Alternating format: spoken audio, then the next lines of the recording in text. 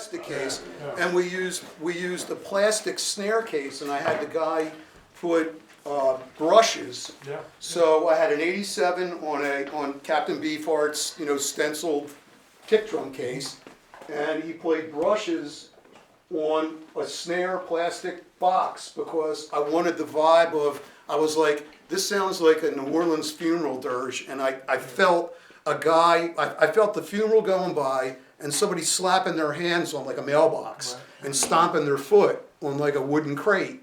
So I'm like, what do I have in the studio to get that vibe that'll work with the song? So it's like you go with your emotions. I was like trying to get into my client's head. What are you trying to say here? And it was a very sad, plaintive song. It was about somebody that he knew that died because I guess you could get me by now. I can be acerbic and rough. And my client, basically, he was trying to sing the song perfectly, and I'm going, cracks are fine. If you crack at the right moment, it's called emotions. So it was about his girlfriend who died of a heroin overdose.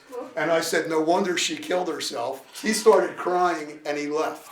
This was 8 hours he was trying to do these vocals. He looked like he wanted to punch me. He was twice my size. He ran out, tears in his eyes. After 8 hours of singing the song, he came back the next day, one take, got it. Because he went to his heart. I go, dude, you got to sing from here. Nobody sits there with looking at the pitch of your note and saying, oh God, that's wrong. Unless it doesn't work. It's all how things feel. And cracking and being a little sharp. At Motown, one of the tricks they did for all the Motown records was they always did a song a little higher up than the person could sing because they'd have to reach for it. And a lot of those things tonally, if you listen, the intonation is slightly off, but the emotive factor is there. And that was a big trick of Motown. They always pitched the song so that the singer had to work it. They put some effort in it. Yeah. They had to work it. They had to work for the performance. So everybody, first of all, what type of instrument is a piano? Percussion.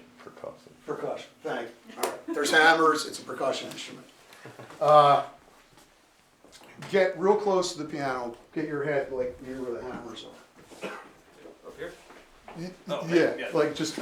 Stand around close with your head pretty much in it. It's not going to bite you.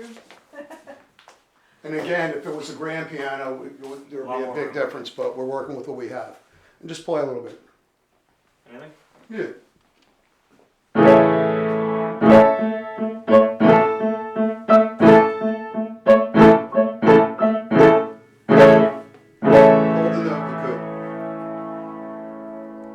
Now, walk to the wall and listen to it. Can you play the same thing? Yep.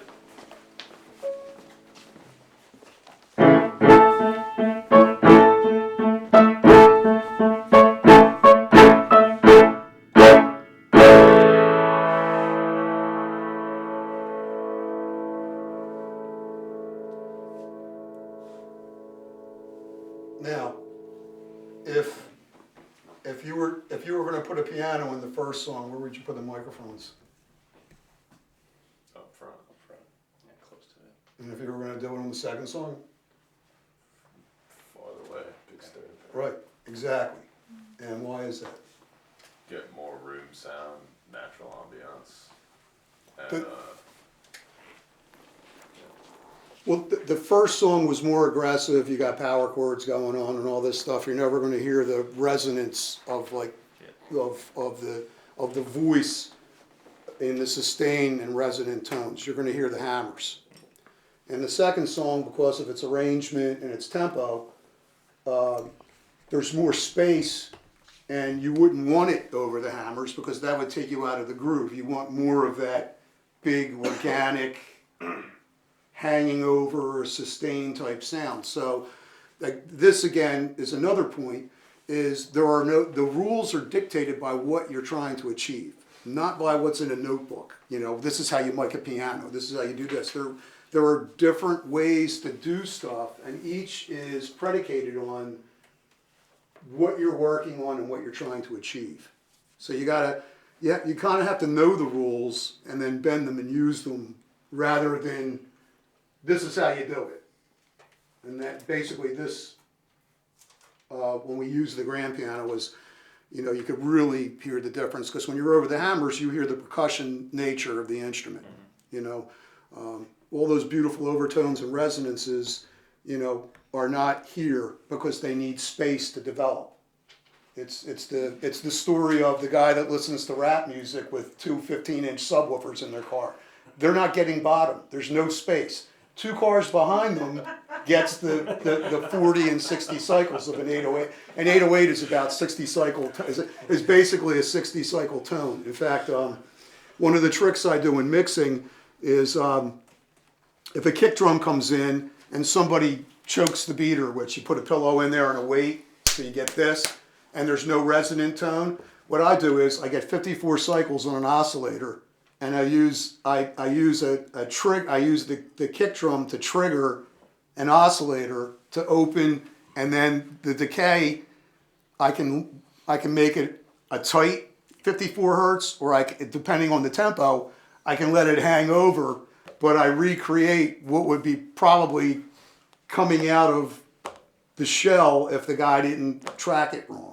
So basically, a lot of times, I mean, Mark, you've been over and see. I mean, there's nothing on the low end, so I'll put 54 in, but I roll off at 50 because basically I leave the bottom octaves for the bass.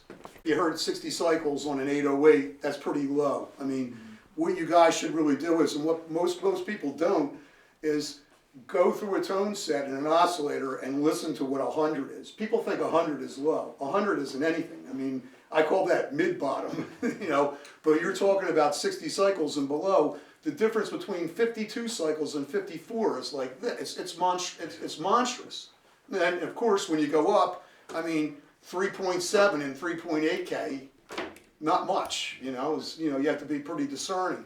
But when you're down in the lower octaves, I mean, 40, 50, 52, 54, 60, they're so different in and of themselves. It's amazing. So a good thing to do is, and when I teach people, there's one of the classes I do is I give,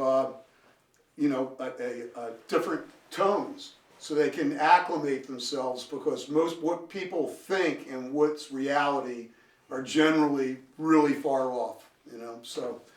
That's Mike, could we try, if we figured out which key is around 55 hertz, would it sound very different here and there? I mean, absolutely. Can we try it? But yeah, So all I know is 440 so is this the A over middle. 220, 110, 55. So would it be, this is 55, would it be maybe just a little below 55? Yeah, hit a little lower. So maybe, Eric, if you play this note, and maybe if we all listen to it close, would that Yeah, you should be able to hear, even though that's an upright, You guys should wanna hear hear? the resonance. Also hearing it off the soundboard. Right, Stick your ear by the soundboard. right. meaning over the top or on the side? The back, Both, but definitely on the the back. back Okay. end. Yeah, Alright. yeah. A little lower. You can even hit lower.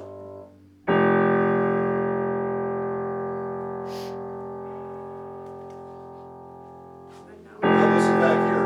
That's a good sounding upright. I'm surprised. Usually, I guess because we use them as back pianos, so they didn't have bottom like that.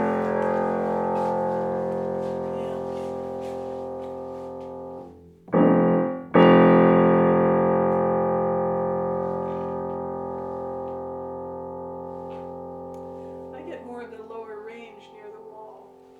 Right. Yeah, usually corners and wall, there's bass build up, so yeah.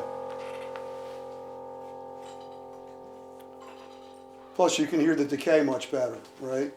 When you're on top of it, you hear more of that percussive, and it doesn't really get a chance to, the wave doesn't get a chance to really build up. What you're hearing on the low end when you're here is the slap off the wall coming back at you. Would it sound very different against the glass versus against the Yes. absorption panel? the glass makes it a little harder sounding, because it's probably, they never fixed these, did they? No, they didn't. It's like 1 degree of tilt. They're supposed to be tilt, yeah. And different density glass and tilt, and you can get rid of any vibration.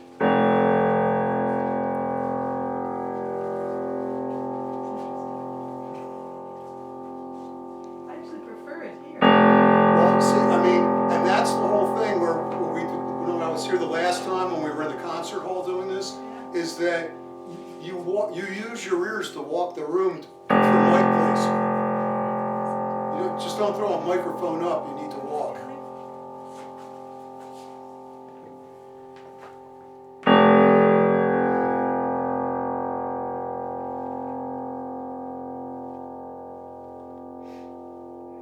I hear You know what, different there's- overtones. Yeah, there's You got a lot more definitely, than there's something at it, the tuning isn't perfect on that because it's wobbling. And this is amazing. Listen. Wow. I'm getting that right for you. I did an album, I have some pictures in here I'm gonna show. How much time, I mean, I don't have a watch, till so, 6. what time is it, just so I don't I, know. I think it's around 5 now. 5. it's 5? Good, Exactly. all right, perfect. I worked with Peter Nero, who's Philly Pops, and he had a piano tuner in, and every third time he did a take, he would say the note and whether it was sharp or flat, and there was a tuner there to tune his piano. And the tuner's sitting there with me, and he goes, he's a nut. Nobody could hear this, because it might have been a cent or two off, and he goes, it's impossible. But every time he said the note and sharp or flat.